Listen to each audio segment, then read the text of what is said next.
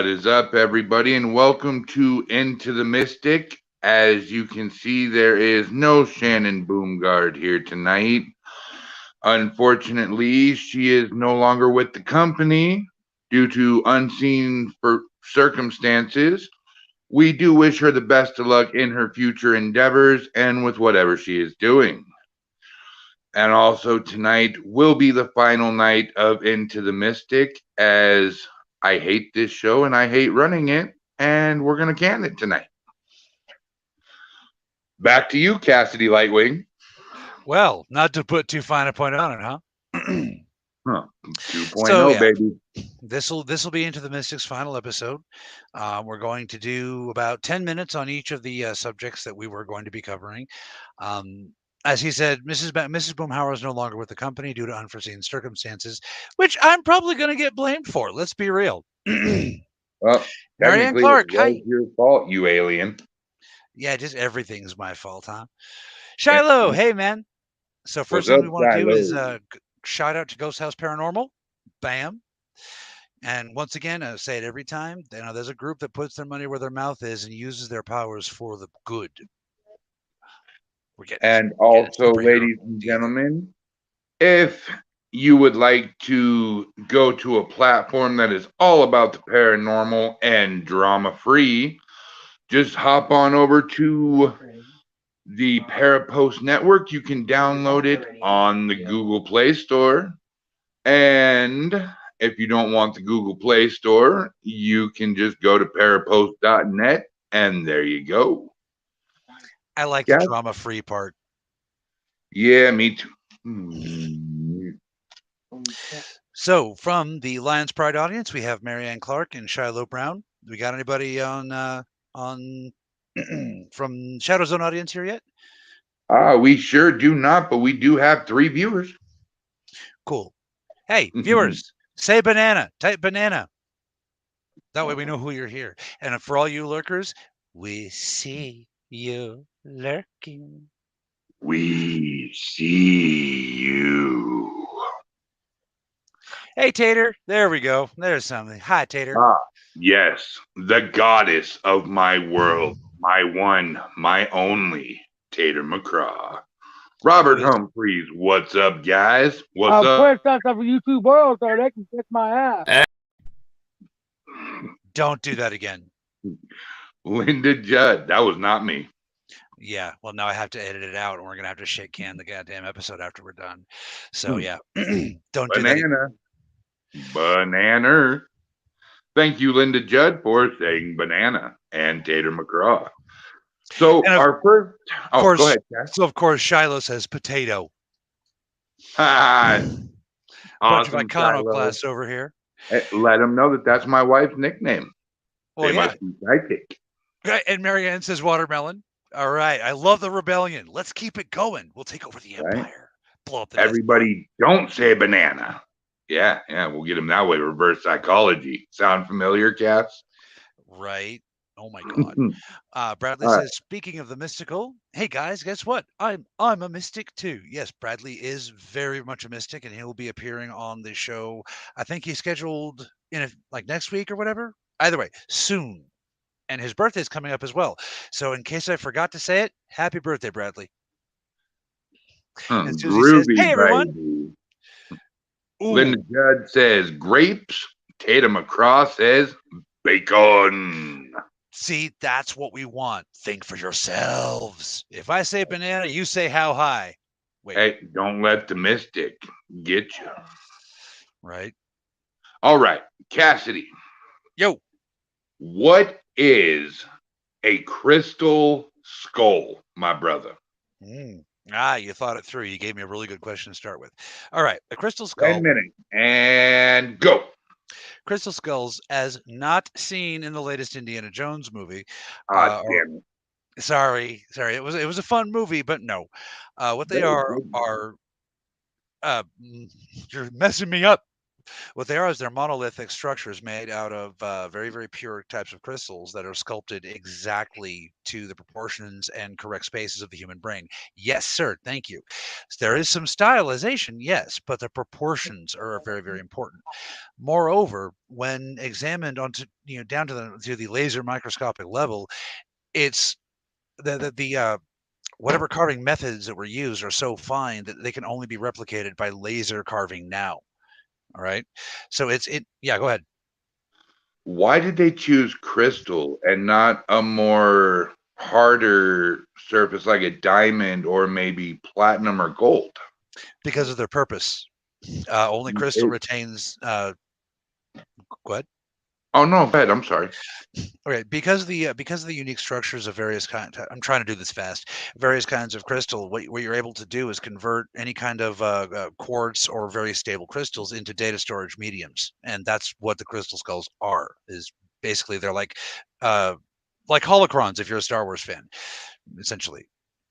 So could it be also because crystals and quartz hold good amounts of energy? Exactly. That's part of all of this. It's very important to understand what we're talking about is not magic. It's kind of like a memory bank, if you will. Exactly. Okay, and why do they fawn over it so much, though? I mean, what is so great about the crystal skull in the ET world? Well, the genuine crystal skulls. Keep in mind there are many fakes. Okay. Okay. Now the genuine crystal, very strange psychological effect on unprepared humans. They become on in the newest Indiana Jones movie, but it's not like that. People become infatuated with them. They start to have dreams and visions, and they start to get the urge to bring the skulls together. So now, is it? I don't know if you're a fan of Rick and Morty at all. I don't know what you're talking about. When Morty has the death crystal, is it kind of like that in a way? You can almost see your own death, and you try to steer clear of it and what you want to see. The different skulls have shown humans different things. We've heard there are rumors that they'll show you your own death, but we can't verify that. Okay. What we do know is that the owners of the genuine skulls have developed a healthy fear of them and keep them in like lead cases and shit. So now, Linda Judd wants to know: should each person have their own crystal skull? Oh no, absolutely not. That would fry your neurons. No, absolutely not. The crystal skulls. And when they're in their proper formation and plugged into the proper machines, it becomes like a computer. All right. You wouldn't want to just stick a RAM chip in your head. I mean, Johnny Mnemonic found out how bad that is.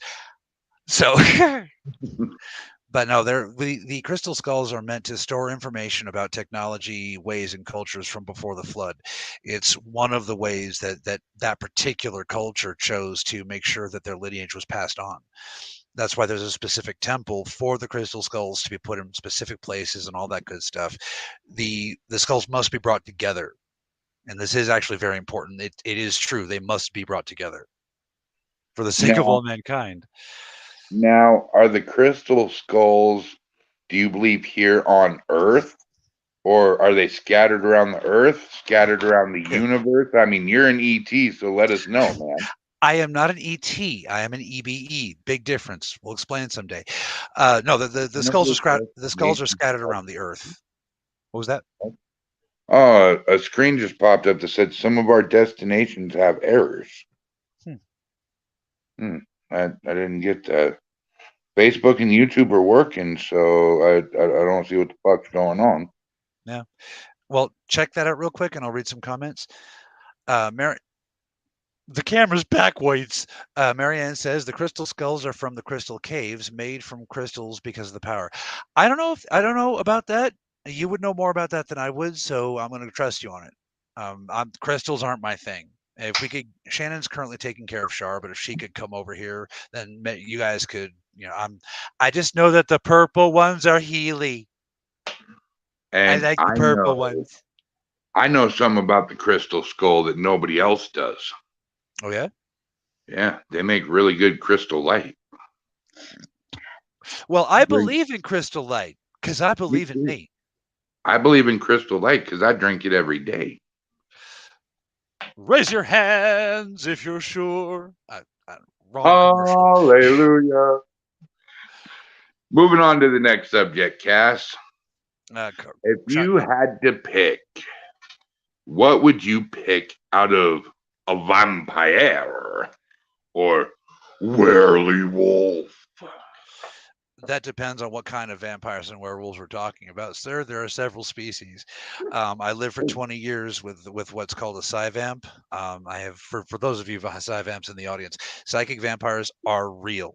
Okay, they've like there's science behind it in psychology, and then pretty soon they're going to start connecting the dots and realize it. But psychic vampires are a real thing. They have a real culture and everything. Now, keep in mind, I'm not talking about vampire clubs who get together and drink, like blood-colored wine, and they get all dressed up and like, oh, my fangs, I just had them made. That's also a thing. There's a whole role-playing game for it, Vampire the Masquerade. Very fun. But psyvamps are not like that. So there's whole societies. So what kind are we talking about? Well, I'm definitely not talking about the kind that step outside and sparkle like a bitch. Fair enough. Okay. Can I pick the vampires and werewolves from my book series?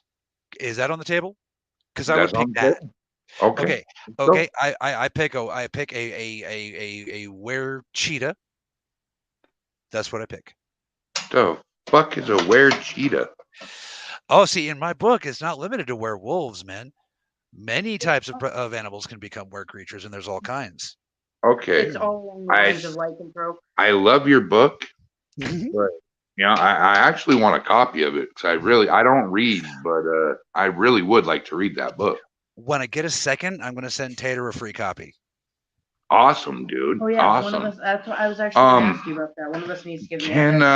Can you tell us the different species of vampires and werewolves? I've only encountered psychic vampires. I'm starting to wonder if sanguine vampires actually even exist. I'm starting to think that's just an association with a certain blood disease that I can't remember the name of all of a sudden off the top of my head. But there are many of the nobles that are believed to have been vampires in the local lore back then. It turns out, in retrospect, actually just had this blood disease. And I can't remember what it's freaking called, but it makes you super sensitive to light. Porphyria. Thank you, sweetheart. That's Shannon. Yeah, she's the smart one in the relationship. I can tell him you're an alien, then. That's saying something. Different levels of intelligence, okay? Different levels. Your mama popped you out on your head. We can agree. Marianne's making all sorts of monster things in the thing. Shiloh says an apple. I don't get it. So, like, do vampires like Nosferatu and the silent movie vampires, do you think they exist? I have some evidence to suggest that they could be a real subspecies of human or condition of human, whatever, or possibly there's some evidence, but we need to explore it. That's kind of why we're doing the podcast, is to develop the liquid cache to explore these things. No real scientist worth their salt is going to touch these subjects, but we will. Blah blah blah blah. I never said that. Why do people say blah blah blah? Oh my God! No, again, spot on. You can do Bradley Powers. You can do Golem. You can do Dracula. Try Freddy Krueger and see what happens. I haven't seen enough Freddy Krueger movies. Sorry. Okay. I just know he says bitch a lot. What about different species of the werewolf? Now that one is a lot more nuanced. There are several different species of werewolf that we have found to be absolutely true, including the psychological werewolf, i.e. the lunatic. That's people that are affected by light refracted from the moon to an extreme degree. Now, so, in other words, kind of like lycanthropy. Well, indeed, but lycanthropy is specific to wolves. Now, you have to understand that lycanthrope, wolf man. Okay, so when you're talking about different types of changers, they would, they're going to have different names. Leanthrope, philanthrope, etc., etc. When I was in my band, I did a song called Lycanthropy, but it never got aired. Oh, yeah, 30 Days of Night was good. That was good. I hope those vampires don't exist. Those guys are kind of creepy. But Jack Nicholson. Getting there. That gets into Skin Changers. Now, hold on. Now, there's another kind of lycanthropy, which is very, very important. This is called spiritual lycanthropy. A lot of the Wiccans in the audience will. I have a feeling you know exactly what I'm talking about, and you're kind of wondering if I'd bring it up. But it is possible for a light worker, practitioner, whatever word you choose to use, to invite the spirit, the great totem of a given animal, into their body, and thereby gain attributes. Scientists don't want to admit it, but I'm sorry, there are way too many stories. For example, the berserkers, the berserkers, that is a form of spiritual lycanthropy. Bear skin. That, you see what I mean? They were inviting the spirit of the bear into their body, and you can't deny what they were able to accomplish. You just can't. Even PCP can't do that. You know what I mean? Yeah. So it's just, so the spiritual lycanthropy is something that is very, very, very serious. And it's very serious to a lot of my friends, a lot of my loved ones, people within the Wiccan community. And it's time to let people know, you know? Now, my question is, though, if you let a wolf as your totem pole animal, can you have physical attributes and changes like a wolf, like lycanthropy? Well, we've been trying to get some proof of that. Unfortunately, all the evidence we have is circumstantial, anecdotal, eyewitness. We have nothing on camera. We have nothing provable. So I can say to you, I believe it, but I can't prove it. So okay. Well, last question on the vampire and werewolves. Mm-hmm. Now, if you take the most powerful vampire, you take the most powerful werewolf, you put him in a steel cage, what's going to happen? And who's going to win and why? Bum, bum, bum, bum, bum. What do you think? Well, I mean, personally, the only ways to kill a vampire is by garlic, a stake to the heart, or a beheading. Well, okay, the second one will kill anybody. And well, actually, so will the third one, now that I think about it. So that's not fair. But now a werewolf, is beheading and a silver bullet. 1 second. Hold on. My mic needs adjusting. Hello, and check. Raymond says, a werewolf. What's up, brother? And Linda says, I love novels of werefolk. Me too. So I love the interplay between. Who would you pick, Werewolf. And as the reason why I was doing that particular riff is, to quote Metallica, the wolf is the gift of Mother Earth. Who do you think is going to win? Good call. Well, it depends on if Dracula or the vampire gets on the wolf's back. Because right there is a clean open shot to the veins of the neck. He sucks the blood. The wolf is fucked. Well, see, that gets into the various powers, and you got to be specific in what mythology you're talking about. In my book, shameless plug, vampires and werewolves are more or less vampires and werewolf are more or less equal fighters, basically, but they just work differently. For example, you can yank a vampire's arm off and throw it in the bushes. He's going to have an arm regrown within about a minute. It's called regeneration for a reason. And I describe it in gory detail too. So. Nice. Oh yeah, it's very visceral. Basically, think vampires and werewolf versus aliens and psychic dragons and psychic aliens. What would happen if the race of vampires and the race of werewolves decided to team up and try to take over the world? Would they succeed without nuclear warfare? That gets into the human genome. Any group of humans or human offshoots can do that. You get two humans completely simpatico, and they can take over the world. All right. It's you got to be on that same level, and that does extend to the various human offshoot evolutionary branches, such as metahumans like werewolves and vampires. In real life, I've actually never seen like a spiritual werewolf and a psychic vamp have a problem with each other. You know what I mean? It looks great in the movies, and it's great for romance novels. Got that whole Romeo and Juliet thing, but it's not real. Could a werewolf possibly be a vampire's protector, like a pit bull to a child? Oh, I don't know, fam. You think that's possible? No, that's what's called a swan.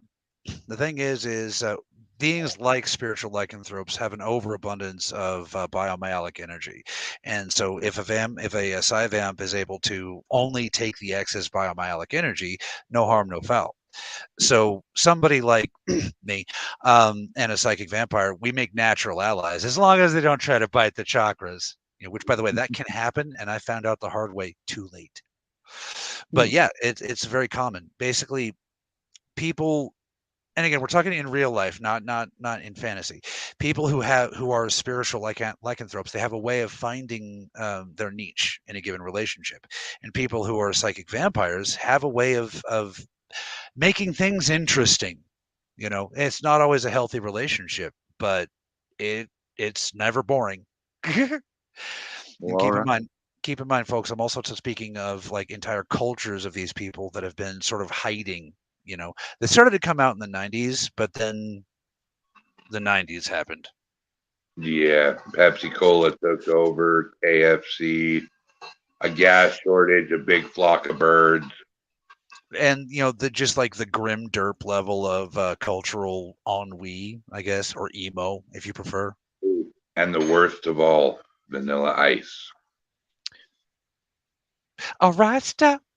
Collaborate and listen. Ice is back with a brand new invention. Something grabs a hold of me tightly, slow like a harpoon, daily and nightly. Will it ever stop? Yo, I don't know. Turn off the lights and I'll glow. I'm stopping right there. That's the Marty Ray rendition of Ice Ice Baby. You know what I say? You know what I say? Well, stop. Hammer time. Okay, stop that. All right, hopping subject again. Let's talk about the ooey, the gooey of the blackness, the black goo. That's the subject we have set for tonight that I know the least about. I've never actually seen a live sample of the crap. Now we have a current case and several cases in the past that have experienced a spiritual manifestation of the black goo, i.e., you're seeing it in your mind's eye, but it's not really there. Not quite a hallucination, though. Keep that in mind. It's very important. These things are not hallucinations. Okay, they've studied them with MRIs and shit. Okay, so to me, there were a couple movies back in the 80s and 90s that actually portrayed true stories of the black goo. Number one was in either Creepshow 1 or 2, where the kid would go swimming to the dock and this slick of oil came over it, and when they were caught, the goo would just consume them and eat them whole. Yeah. And by the way, Raymond says, but he's too legit to quit. Keep it up, Raymond. Come on, buddy. And of course, the other movie I'm referencing is The Blob. Hey, Ray, you know something about that, don't you? Beware of the blob, it creeps. Sorry, which version? The old one is just silly. But the funny thing is an entity like the blob or the oil slick from Creepshow is actually very, very, very possible when it comes to when you consider what large masses of bacteria can do. And if you want to know a little bit more about that, I encourage you to look up videos on the Undercity in New York, because they actually do have massive colonies of bacteria that you could literally jump in. That's how much of the bacteria there is. Now, a predatory bacteria all working in unison could actually accomplish what the blob does. And the scary part is there are microcolonies of organisms that do exactly that. Now, luckily, they never, ever, ever get bigger than like, I'm going to have to use my fingernails to do it. Like, that's about how big they get. Now, what if it could get as big as that oil slick and it became intelligent as well? It would be a bit of a pain in the butt to deal with, but it wouldn't be like world shaking or anything. There are certain. You pour a bunch of Lysol in the water and you're cured. Yeah, depending on the kind of bacterium, sure. It kills 99.9% of bacteria. Thank you. Ray says he's talking about superorganisms. Indeed, unfortunately, the blob is not a giant amoeba. It's easy to think of it that way, but like it does not. Okay, like if you cut a piece of an amoeba off, the whole thing dies. Okay, it doesn't create a new little thing. So right. Yeah. Now, there's also another reference to the black goo, and that would be in Ghostbusters 2 when they fought Vigo and the river of slime underneath New York City. Psychoactive ectoplasm is a real thing. And that's one of the reasons why we're trying to get enough funding to actually study this. There is evidence of ectoplasm and psychoactive ectoplasm being a real, like there's literal evidence of it. But again, no scientist worth their salt is going to explore these things. So we've got to find a way to do it. Might as well do it by making people giggle, right? Exactly. Now, my question is, what exactly Shiloh says like venom? I wish. No doubt. What exactly is ectoplasm? All right, so ectoplasm is the reason why it's named ectoplasm. Ecto meaning outside of, and plasma, and plasma, your bodily fluid. So it is a bodily fluid that is outside of a corporeal body. And what will happen is during particular kinds of disturbances, the entity will manifest a hard or slimy resinous substance which dissipates, and you can't study it. You know what I mean? You can get samples of it. Like in Ghostbusters, they get a sample and they can study it. That's not real. Every sample of ectoplasm that's ever been collected has just dissolved in front of them. So there are videos of ectoplasm manifesting in a variety of weird ways, but nothing solid. You can prove the video wasn't tampered with, but that doesn't prove there wasn't some kind of practical effect being used, you see? Hence why we need to get this done. So with that being said, does that mean you Marianne, can literally scare the shit out of ghosts? Theoretically, Marianne she says the ectoplasm is something that comes together during manifestations. She deals with this stuff more than I do, so I want to make sure. Well, Marianne, I actually did not know that, and that's very fascinating, and I would actually like to know more about it, please. Come on the show sometime. Like right now, I'll send you the link. Yeah, dude, right now. If she agrees to it, I will hop off here and send her a link. Oh, Marianne says they have a manifestation of ectoplasm in one of their videos. See, then you know exactly what I'm talking about. The video wasn't altered. Trouble is proving it, So the next subject I'd like to talk about, and I'm particularly fascinated by this one, and that is mummies of Egypt and their curses. Okay, so this is going to be kind of a sad subject. I'm going to debunk a little bit of magic here, folks, but it has a good ending. So if you find yourself going, no, just give it a second. So all of the Egyptian curses that we've identified have now been scientifically figured out and explained. And this is one of the reasons why I want you guys to really understand that what you think of as magic is as science. It doesn't mean, and I'm not saying it's not real. You just have to understand that once you understand what it is, it ceases to be magic. Now, the most famous example of this is the King's Tut curses. Okay. Now, science can't explain why everybody died in weird ways, but what they can explain is the immediate deaths. What they found out is that the Egyptians would sharpen, the statues and whatnot to razor points and put powdered poisons and such in there. So when the grave robber would come and start to touch stuff, they'd be getting these micro cuts all over their skin with an extremely slow acting, brutal, lethal poison. Ooh. So that over the next month they would be, many of the gruesome effects you've heard about. So that explains why some of the people who discovered King's Tut tomb died, but that doesn't explain the freaky stuff in the rest. You see what I mean?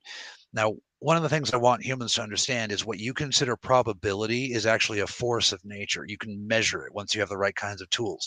And then when as you guys know, because we're all playing with harness lightning here, once you can measure something, you can manipulate it. Huh? And that's where things like bad luck spells, the gypsy curse, what they do is they psychically, or they use my method or a variety of other methods, but they reach out and they grab the energies that are flowing through your chakras related to probability. And they say, let's just make that go poof. Or at the same time, any of you who've ever contracted a light worker to give you a like an abundance or wealth spell that actually worked. Sorry, that's one of my pet peeves. I don't charge nothing, but my spells work. Anyway, so then that's the same kind of thing. That's them grabbing your energy and going, you know what? Maybe you need to go up a little bit. But and I want to stop you right there for a second, Cass, and I actually want to give you props. Why? I caught on to your little magic the other night of my son Michael. Now, for those of you who don't know little Mikey, he is my 4-year-old nonverbal autistic son. Over the past month and a half, Michael has been making a bunch of new noises and has said quite a few different words, such as dad, mom, Daisy, doggy, and a few other words. And this is all done from a light worker. And I cannot express to you how much that meant to me and means to me. And thank you, Cass, from the bottom of my heart. I'm just surprised you caught me. Well, here's the thing, brother. I'm a sensitive in a sense. I can sense stuff in the air. I can feel it coming in the air tonight. Oh Lord. I can feel it rolling out of Brian's mouth. Oh Lord. Oh Lord. He's gonna make Cassidy sing right now. Please don't. Oh Lord.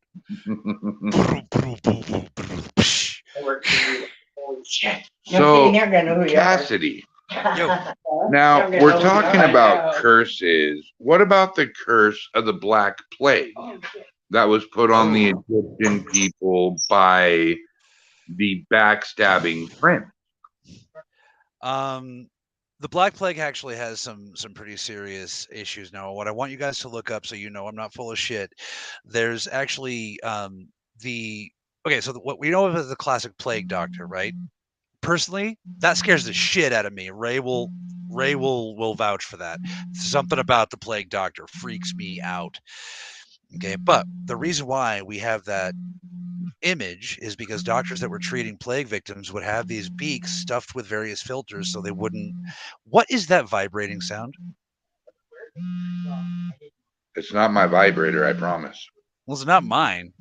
Mine's over there resting. Tater, is that yours? So sorry, I had a call coming in and I tried to deny it, but it just kept vibrating. It's best when a call comes in during the show, since you're coming in from your phone. Kristen has the same issue. It's best to just say, "Hey, got to take this call, mute, go, and just go do it." I didn't want to talk to him. Okay, then that's fine. I'm doing a podcast. That's unprofessional. All right. I like Get on. it. Yeah, you keep on subject, Alien. I'll come over to Colorado and lay the smackdown on your Rudy Poo candy ass. Take you to the Smackdown Hotel and buy you dinner and a drink. I need an adult.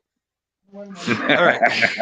So the plague doctor image that we have is actually very legitimately, plague doctors. However, there was a group of men and or women that it sort of seemed to adopt the the Grim Reaper aspects of the plague doctor, and they were caught in areas seeming to spray down crops and things just before a breakout. Okay, these beings were witnessed to be able to do things that humans don't do. Now, what kind of a breakout are we talking about here? Black Plague. You said stay on subject. Well, I mean, you say breakout, we could be talking about herpes, syphilis. I mean, there's plenty of breakouts. No. They would go to these beings would go to a place and basically do something with the crops and whatnot, and then everybody would get sick out of the damn blue. You see, now it could be. Now they would have these, and they would have these spraying things, so people would see them spraying stuff. Now, it is very, very possible that these were some kind of bio warfare, and then what they were doing was like shaking fleas out. That's possible.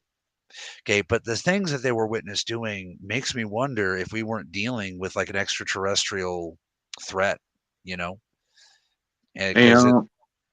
that technology didn't exist in human hands. To do what they were doing. Well, I mean, let's call a spade here. I mean, and I mean the supernatural things, not the sprayer. Well, I mean, we all know. Well, the people that, I'm not gonna say that. People know that the pyramids were not built by human beings. Yes, they were. They were not. Yes, they were. Dude, you are not going to get 1,000-pound block pulled up 100 feet in the fucking air by any amount of human beings. Sure, you can. You just have to be expressing the right resonance note related to the rock, and then it'll actually defy gravity naturally. The dude proved it when he built the Pearl Palace. No. See, part of the No, trust me. Listen, trust me. What would happen is that the Egyptian priests would commune with spirits or gods or whatever via psychically attuned masks. They would receive information. They would think what they're getting is magic. But what we know now is that if you make a rock resonate to the right exact frequency, it will defy gravity. And you can do it with sandstone easiest. That's why there's so many similarities. Like the way the Druids built the Stonehenges, same thing. They would slather the stone with a particular like a paste, and then they would sing at the fucking thing, and it would rise up. Same kind of thing with the Egyptians. Okay, well, why didn't Dwayne Johnson defy gravity then? Because he's not a stone. He's just the rock. Good enough answer. Still, I think aliens built the pyramids. And I think you're right that aliens did have something to do with the Black Plague. Well, let me ask you a question. If Americans, right, like American scientists went to a tribe in the jungle that had never seen anything, right, and they showed them how to build a 57 Chevy, okay, and they showed them how to do it. They didn't do it themselves. They showed them, and then they gave them the materials. But then the people followed the instructions and built a 57 Chevy. Did those people build it, or did the American scientists? Well, that's a catch-22. No, it's not. It's a point of view. Well, there's no right answer. It's just what's your point of view. It's still a catch-22, dog. I don't see how. If you're shown how to do something, then obviously you can do it. But who the hell showed them how to build the pyramids, Cass? Well, the aliens did. That's why I'm saying, depending on your point of view. Therefore, the aliens built it, but humans erected it. Okay. By that point of view, I agree. Okay. Raymond says, I'm not saying it was aliens, but it was aliens. Melissa Ewing says, hi, everyone. Hello, you sexy mistress, you. And Raymond yes, says, hi, Melissa. And Ray Lightwing, yes, I mean Coral Castle. Thank you. Did I say Pearl Palace again? I keep doing that. Pearl. Sorry. Moving Wrong on. show. Moving on. Don't need no tater. I am not going to go to the store, to the jewelry store, and buy you a pearl necklace. It's not happening. Calm down. Sorry. I don't think that's the kind of pearl necklace she meant, broski. Dude, I was trying not to say that on camera. I was trying to cover it. Top said it best. But it's everything is all pink. ZZ Top did cover it best.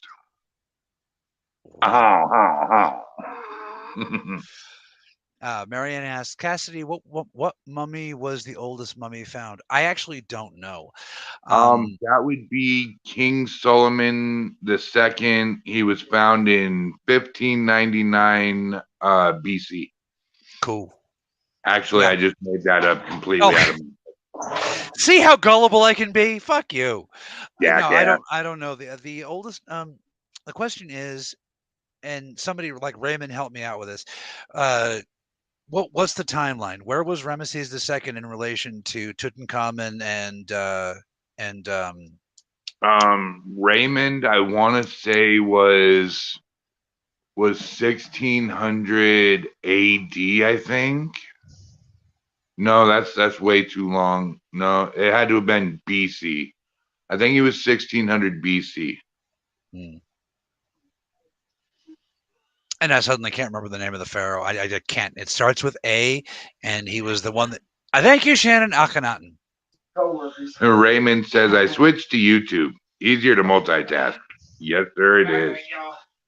Melissa Ewing says, can you buy me one? LOL. What do you want me to buy you, sweetheart? I'm experiencing technical difficulties. And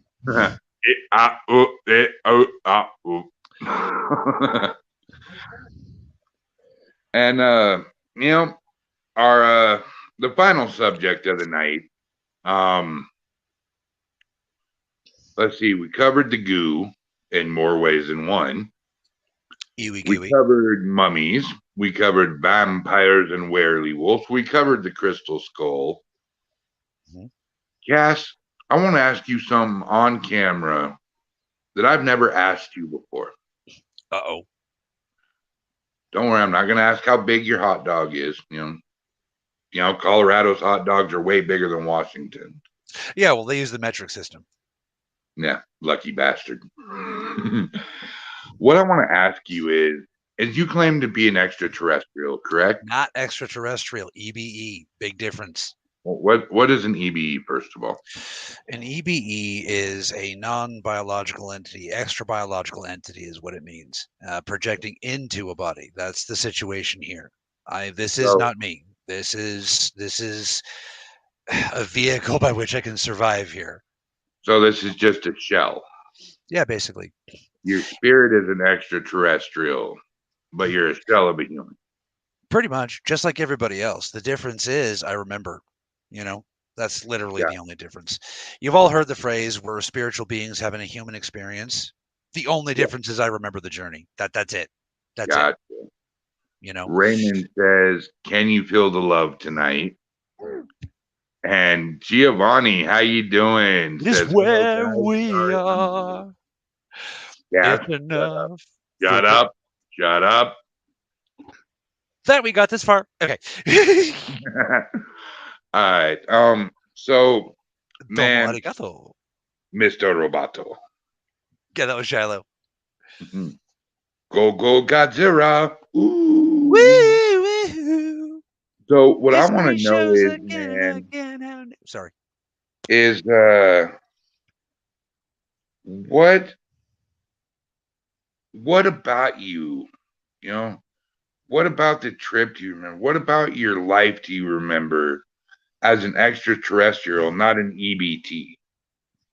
That I remember a lot of it. I don't remember my early childhood. I mean, like most people don't. Um, I mean, I what did your was planet look like? Did it have trees, water, all yes, that? What? it had trees and water. The sky was a little bit different color. We had a lot more hydrogen in our atmosphere. It actually proved to be a little bit dangerous. That's where the Skyfire comes in. I used to use that as a measuring stick, like who could remember how the Skyfire was, you know? But then I had to explain it on the show, so now people can just, pick it up off the show. I remember our cultures, I remember our stories, I remember some of our songs, I remember most of our language, but our spoken language was extremely simple. It was basically grunts and growls. Most of our language was what people here call light speak, which is a universal language. It's basically it's universally sent and understood. You just have to remember, and that's literally because it's all in how the pineal gland receives and expresses information. It's you know so What basically what planet did you come from? the best human pronunciation I've come to with the name of our world is Malaqua, and yeah, I spell it very French because French. So I spell Oui, it. oui, Fifi. What was that? I say oui, oui, Fifi. The best that my mouth can make of how we pronounced it was, and this is really embarrassing. So give me a second. It's going to sound all nasty, but you go in on the inhale and then the out and then the exhale. So it's what it means is Sacred Mother. So speaking of mothers, what what did your family look like? I mean, what did your race look like? Well, the furries won't be happy. I can tell you that. Okay, so imagine a roughly feline animal that has the capability of essentially switching to a digigrade state from long periods of time. Uh, Not like gorillas. Primates do that with a different way. But like, have you ever seen a dog that can like? Let's just Yeah, imagine that yeah. a little bit further along. We didn't have lips. We had to make all of our utterances with our tongue alone. When I say we didn't have lips, I don't mean like what I mean is like look at a cat, you know. Right, right. So my tribe was roughly feline, but the equation of our world was such that essentially, as soon as an animal could attain enlightenment, it would begin to self-evolve within its own lifetime. See, Malachal was so dangerous that we don't age. You can't afford that on a planet that rigorously dangerous before it was tamed. Now it's a parrot. Well, now in thinking of childhood, it's a paradise. It's gone now, but you get the idea. But that was after thousands of years of cultivation and self exploration on the part of the various inhabitants. So So my tribe was roughly feline, and that's where people get the lion folks. That's us. what happened to your planet? Like, I mean, was it taken over? Did it get destroyed? I mean, what? It got destroyed. The beings you guys call Dracos, we call them Lokogwoth. And what they did was they basically gave up. They surrendered. They said, "Okay, we're tired. The 1,000-year war is over. We'll never. Ah, we surrender. We surrender." And while we were all so busy preening and congratulating ourselves on how powerful and great and wonderful and awesome we're vulnerable to vanity like y'all are vulnerable to rage. All right. So what they did was they basically kept us preening about ourselves and in this eternal worldwide party. Yeah, we ended the war. And while my people were so busy partying, they planted gravitron bombs. And yes, I made up the word gravitron. What they do is they invert the gravity on specific planes in the crust, which basically blew off portions of the mantle, utterly eradicating the ability for the planet to support life. And the only ones of us that survived were the ones that had the good goddamn sense to get off world. You know,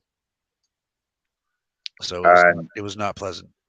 You are being requested to do the role.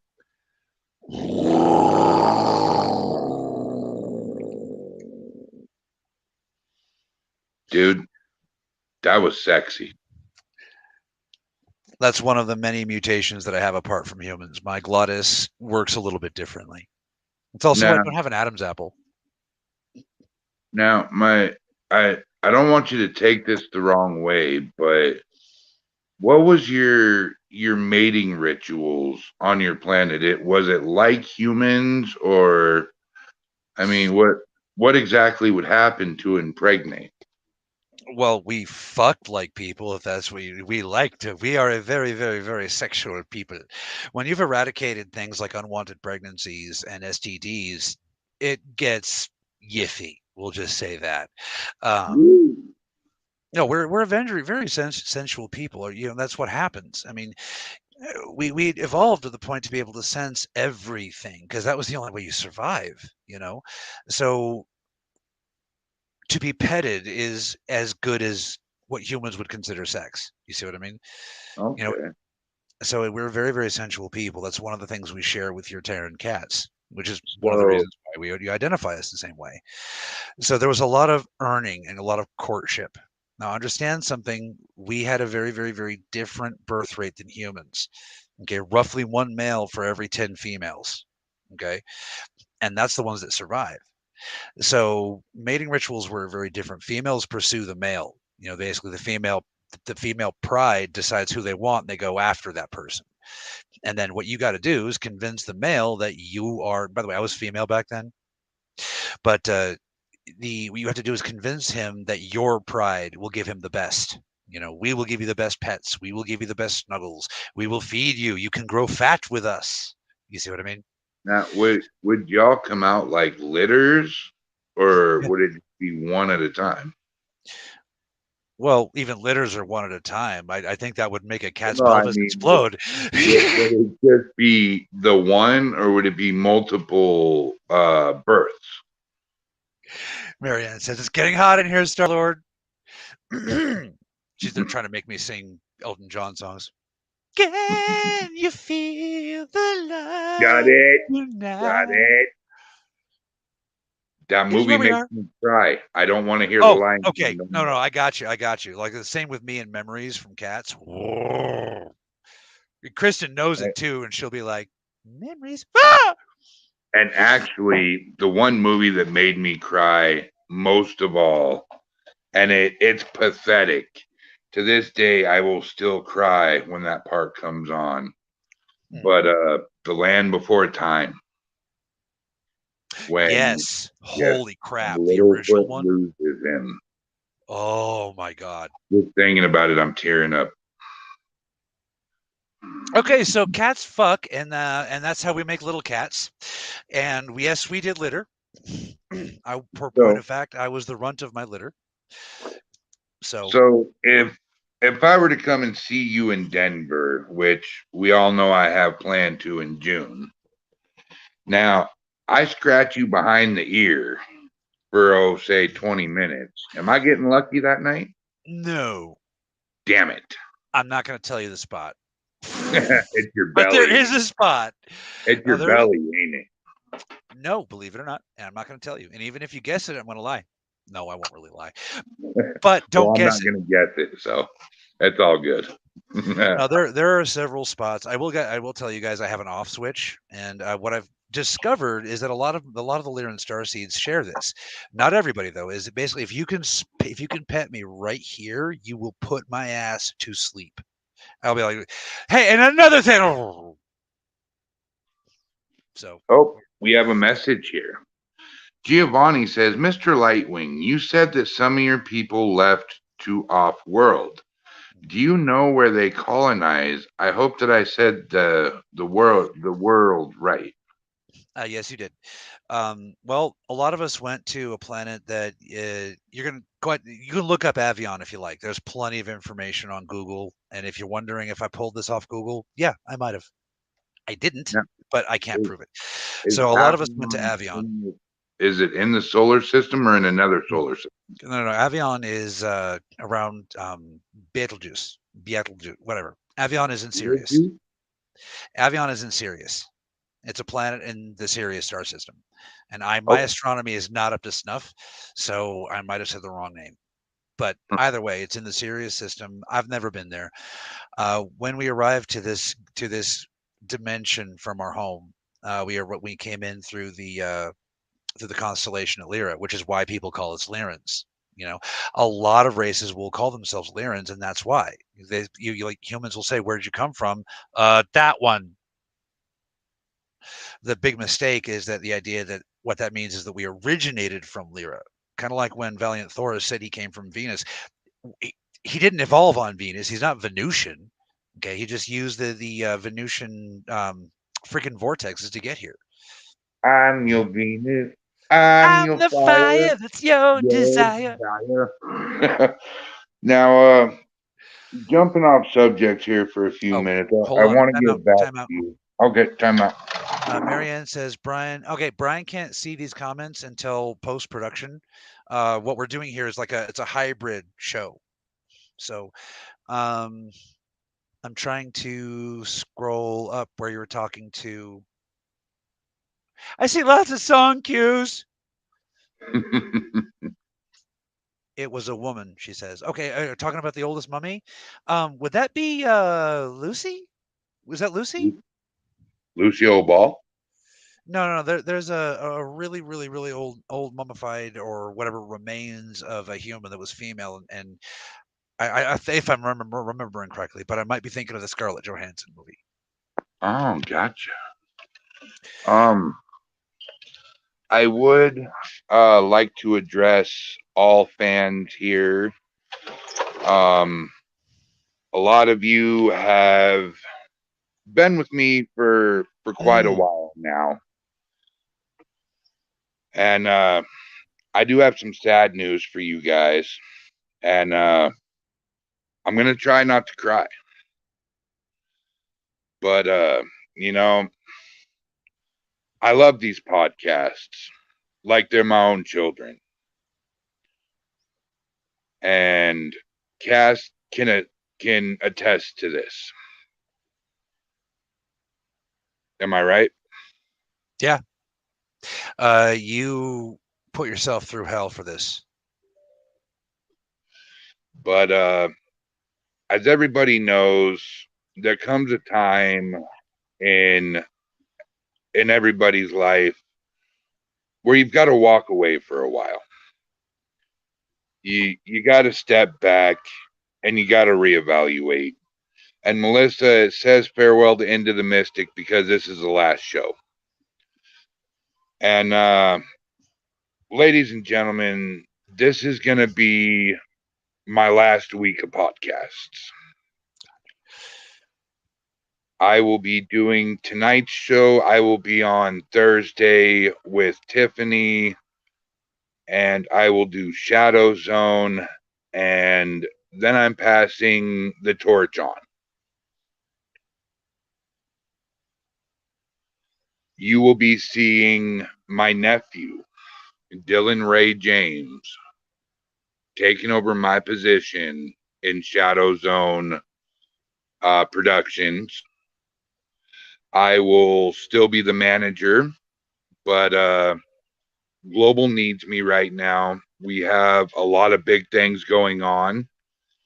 In June, I will be heading down to Tucson, Arizona to be training the Arizona team. And in July, I will be heading to North Carolina with my other co-founder, Eldon, as we build the Global United Paranormal Foundation on the East Coast. What I want you all to realize is this isn't goodbye forever. This is just goodbye for now. And you guys have been unbelievable. You know, I love each and every one of you. And yeah, Dylan's going to knock it out of the ballpark, guys. I promise you. I have a feeling you'll find your way back onto the show somehow, Big Papa. Oh, you're damn right, dude. I'm going to be popping on randomly, so y'all fuckers aren't going to know when I'm coming, but I'll be there.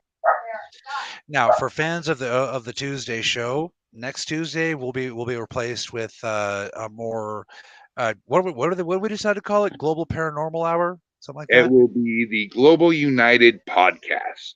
Right, but that way it can give everybody in the studio who wishes to be on the show or tell a story a chance to shine. And it won't always have to be about mystical stuff. It could be about driving. It could be about, don't you hate it when that thing does the thing you hate? You know, it could be about whatever they want. Yeah. And But have Raymond says, joke's on you. I got your number.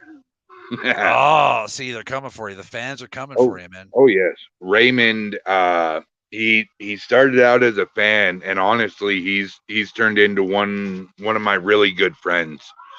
Cool. He's definitely one of my brothers. And when I debut Parathrashed, he's actually gonna be on there. Well, yeah, that's I'm sitting here wondering. I thought we were starting Parathrashed on Sunday. No, sir. I am not going to announce when Parathrashed will be on. Okay, but I still have time to get the art done. All I'm gonna do is I'm gonna randomly hop on a podcast and I'm gonna say, stay tuned to this day and this time, and Parathrashed will begin. Cool. Now, for those of you who don't know what Parathrashed is, this is grab your beer, grab your liquor, grab your cigarettes, grab whatever you smoke, and be prepared for an 18 and over show. Oh yeah, this is going to be the late. Remember how we keep saying wrong show? This will be the right show. This can go fully triple X rated, people showing their noses and teeth and tongues, and I don't care. That may be a little bit further than I thought. I'm thinking like a love line with a wrestling guy. Oh wait, Ooh. now that I said it out loud, that doesn't sound so good. Love line with the Undertaker. Woo! Marianne says, highest light and deepest prayers upon your journey. And she wants to know whose grandmother is sickly. I think she's getting a message. My grandmothers are both dead. Giovanni says, best of luck to you in your journey. You will be missed. I just hope you will be back soon. Giovanni, like I said, this is only goodbye for now, my friend. I will be back. And that is a guarantee. If nothing else, I'm going to drag him back because I ain't making all this art for nothing.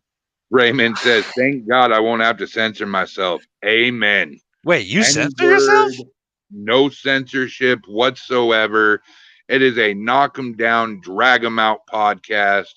We will be talking about professional wrestling, movies, music, you name it. We'll talk about it. And Marianne's got dibs on first guest. She already called it. She just called it right over there. She didn't say the word dibs, but dibs are implied. I don't know, Marianne. Can you take the heat, baby? I need an adult. Exactly. God, that should be like the end of the end credits. Just it wraps up. I need an adult. Productions. Well, Melissa, I'm gonna miss seeing you too, but the problem is you ain't gonna be able to come over and see me, honey.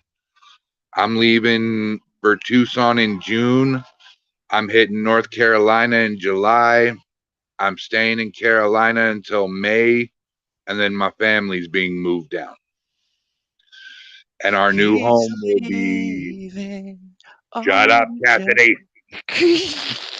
Our new home will be Rockingham, North Carolina. I don't remember where that is. That's that way, right? It's about an hour away from Charlotte and Greensboro. I can't remember where North Carolina is, what I'm trying to say without saying it. East Coast, you jackass. Oh, no, stay away from the East Coast. Right. Steve says, thank you for freely sharing information, knowledge, and wisdom. Dude, that's what Global's all about. You know, that's why we merged, because like we were on the same page, BVS and Global. You know, they've Global's fought their own battles and had to take care of their own demons and straighten their own beards. But the point is it's not easy to bring you guys a lot of this information. It really isn't. And there is a very important piece of information that we do need to bring our fans. What? Global's going to take over the world like Pinky and the Brain, bro. You're pondering what I'm pondering. Oh, yeah. I think so. I think so, Brain. But next time, you wear the strap on. David, prepare a thrash. Oh, dude, I got Pinky and the Brain jokes for days. I always wondered why they called him Pinky and the Brain. They were white. Oh, no. The reason why is because Pinky's actually the genius and it's Brain who's insane. That's actually the subtle joke. Oh, okay. Yeah. I get it. The film theorist actually did a whole episode about it, and he actually proved that it's actually Pinky is the real genius, and Brain is suffering from a narcissistic borderline personality disorder. Raymond says, only enough to be plausible on lives, Cass. In real life, I don't even censor myself at work. And he says, you'll be closer to me, and narf. Narf! Melissa says, what? Okay, I'm coming over soon to see you guys before you move. Yes, please. And Cassidy, do me a favor. Do me a favor. I want you to type in a message to the fans here. Yup. Okay? Tell me when you're ready to go. I'm ready to go. 509. Oh, crap. I can't see my keyboard. All right, hold on. 509. 601. 601. 0518. What was that? 0518. 0518, Mr. Bond. Yes. Now, for all you fans out there, Cass is going to be posting a number. This is my personal cell phone number. For those of you who want to keep in touch with me, Giovanni, Raymond, you already got my number. And whoever else is watching this podcast, please feel free to give me a call. I consider all of you my family, and I love each and every one of you. Cass, I said post it once, not twice. No, it does that. Whenever I post something in the chat, it posts once as all three of these different locations. I know, Cass. I know. Oh, you were just messing with me. I'll figure it out eventually. Shiloh says 90210. 8675309. 8675. And I'm not sure if I should repeat this, but Marianne says the balls will get hot. Can I claim human ignorance? You tell Marianne I'm a little hot under the collar, baby. Goodness gracious, great balls of fire. The buns will be in the oven. That's Tater. That's Tater. That's Tater the Tater Tot. 7 months pregnant and counting. Yeah. All right, guys. Well, it has been a blast with you guys. Please come and check out Tiffany's Tarot Cards Thursday night, 7 p.m. Get your free tarot card readings. And also, don't forget to come and see my farewell show, Shadow Zone, this Sunday. Special start time, 8 p.m. And we can go all night long. All night. All night long. All night. All night. All night long. Okay. Stop that. I love He's you. Over there. Never. Now, as Freddie would say, and I quote before the show's over, welcome to prime time, bitch. Yeah, that sounds like the voice I remember. So, from all of us here at the final farewell tour of Into the Mystic, This is Brian James, your ghost host with the most. Our production manager, the EBT of the ETs, Mr. Cassidy Lightwing. Before I go, That was good.